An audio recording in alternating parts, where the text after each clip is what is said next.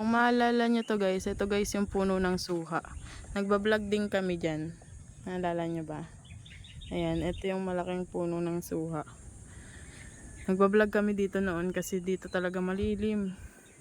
Ayan o. May mga suha na nga.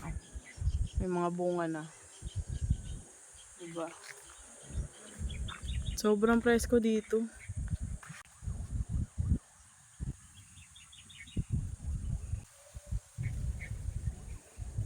Subukan natin guys kung makakuha tayong suha.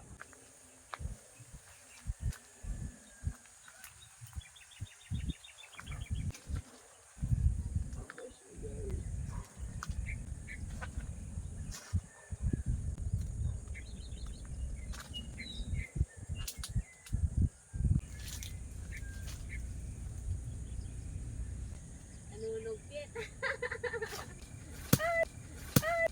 Ay guys! Ay, nakuha. Napuwing naman tayo guys.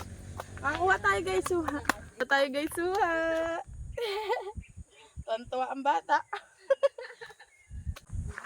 Bango. Bango. Asin. Ay, bango nga. Matamis to yung binibigyan niya nila. Nay. Nakakuha po siya. Kaso di ko alam Nay kung may laman to.